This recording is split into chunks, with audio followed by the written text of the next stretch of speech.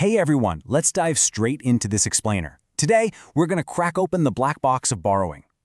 Strip away all that confusing financial jargon and look at what is actually going on behind the scenes of your finances. We're going to reveal the hidden mechanics behind things like credit scores, EMIs, and interest rates, so you can walk away equipped with some seriously smart financial levers. Here is our agenda for today. 1. CIBIL score secrets. 2. The hidden EMI math. And 3. Secured versus unsecured loans. Let's get right into it. Chapter 1. What actually moves your CIBIL score? Okay, picture this. Imagine two people who both pay every single credit card bill on time every single month without exception. But get this, one person has an absolutely excellent CIBIL score and the other person's score is, well, just average. It's the exact same discipline, right? But totally different results. It almost feels like a paradox. So to solve this mystery, we have to look at the main factors affecting your score. Now, payment history is the biggest factor, obviously. You have to pay your bills on time. But the secret lever that separates the excellent scores from the average ones, that is credit utilization, which plays a major secondary role. Think of credit utilization like a pressure gauge. It essentially just shows how much of your available limit you're tapping into at any given moment. The focus here is entirely on how close you're getting to the ceiling, not just whether you eventually clear the balance at the end of the month. Lenders are constantly looking at this meter to see just how heavily you're relying on the credit you already have. Let's bring in some characters to see exactly how this plays out in the real world. Meet character A. They have a credit limit of 1 lakh rupees. They regularly spend close to their full limit every month, but, and this is important, they pay it off completely, on time, without fail. Now, meet character B. They have the exact same 1 lakh rupee limit, but they only spend a tiny fraction of it each month. And just like A, they pay it off in full, on time, every single time. So, what happens? Well, the paradox becomes crystal clear. Both have literally identical, perfect payment histories. But character A's utilization is consistently high, while character B's stays super low. Because of this, character B's CIBIL outcome is an excellent score, while character A is stuck with just an average score. Character B ends up meaningfully better purely because of how much of their limit gets used on a month-to-month basis. I know, this actually surprises a lot of people. The natural instinct is to swipe heavily for those sweet reward points and just pay it off, assuming the bank only cares that you paid what you owed. But actually, scratch that. That instinct is a bit of a trap. On time isn't the whole story. High usage still counts against you. Why? Because lenders look at your existing utilization before they even think about approving any new loans. So, the big takeaway here is building a really simple habit. Leave room on the card. You want to try to keep your usage well below your full limit, even if you are 100% confident you're going to pay it off completely. Controlling this is an immediate, powerful lever for better credit. All right, Chapter 2. EMI, the math they don't show you. Think about your typical EMI for a second. It feels perfectly steady, right? It's the exact same fixed number hitting your account every single month for years. But that fixed number is actually hiding a secret. Because every single EMI payment is one fixed number doing two very different jobs underneath it. It is split into two parts, pulling in completely opposite directions, the interest and the principal. Let's break down month 1 of a long home loan. In that first month, almost the entire payment goes toward a massive interest charge. Seriously, it's huge. The bank makes sure it takes its cut right out of the gate because your remaining loan balance is at its absolute peak. That tiny little sliver left over, that is all that actually goes toward paying down your principal.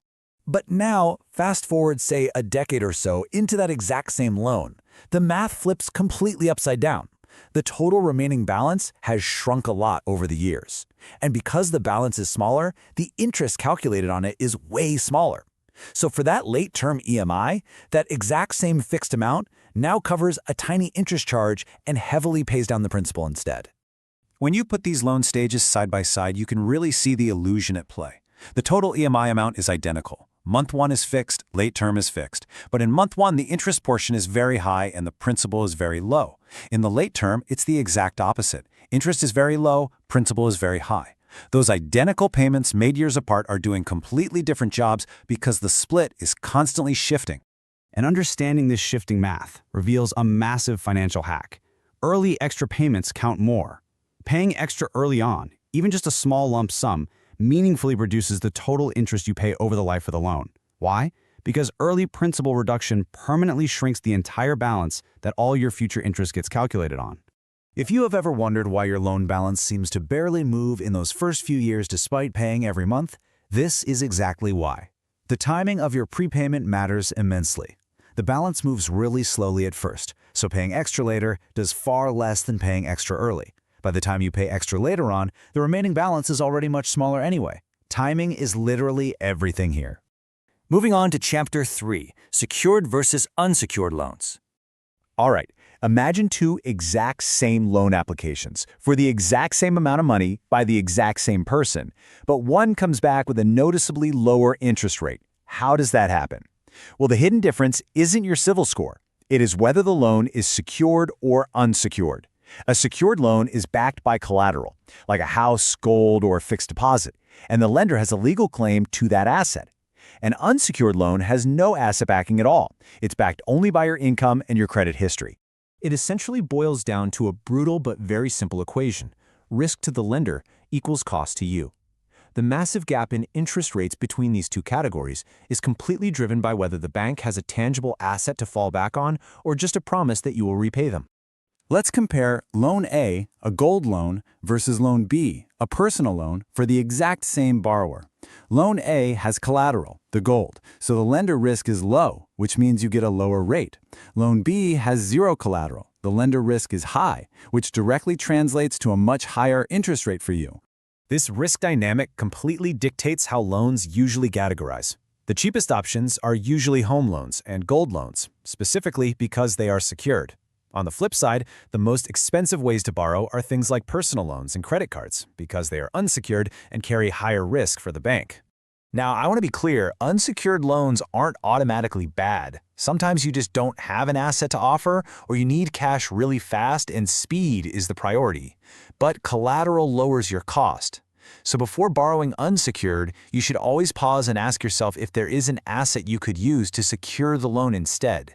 Having that collateral is what actually drives your rate down. So let's wrap up these 3 borrowing truths. Number 1, CIBL scores depend heavily on leaving room on the card and keeping low credit utilization. Number 2, that flat EMI math is actually hiding a constantly shifting interest and principal split. And number 3, collateral is what actually drives your interest rate down. We have definitely covered a lot of ground today, looking at how this financial machinery actually operates behind the scenes. So, which of these 3 loan mechanics surprised you the most? Was it the CIBIL score utilization, the secretly shifting EMI split, or the secured loan discount? Think about how you can apply these levers to your own finances, and I will catch you in the next explainer.